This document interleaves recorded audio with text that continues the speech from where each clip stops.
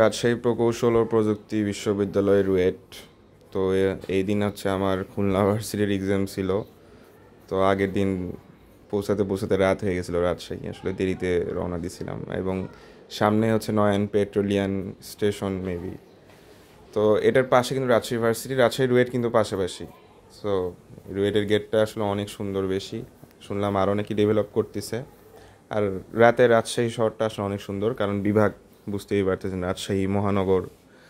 আর এখানে প্রকৌশল ভার্সিটি থাকবে মাস্ট বি। এই যে এখানে খুলনা ইউনিভার্সিটির হচ্ছে সিট প্ল্যানও দেওয়া ছিল, এই যে দেখেন খুলনা ইউনিভার্সিটি।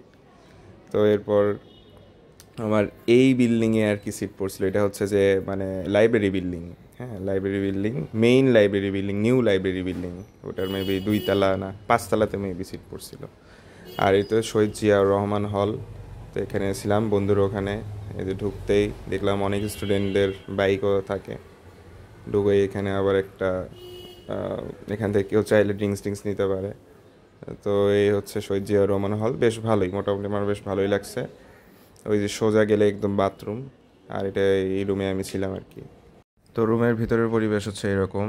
এই যে 4টা টেবিল, 4টা বেড, সাথে 4টা চেয়ার, এইভাবে। তো আমি হচ্ছে এখানে ছিলাম মূলত রাজশাহী ভার্সিটির পরীক্ষা টরীক্ষা দিয়ে এসে রেস্ট নিচ্ছিলাম আর কি। উপরে লাইট জ্বালাইছিলাম, একটু পরে সন্ধ্যা হতো।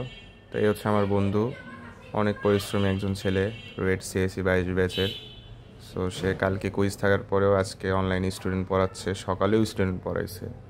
মানে অনেক ব্রিলিয়ান্ট মানুষজনের মধ্যে ছিলাম ভাই, সত্যি কথা।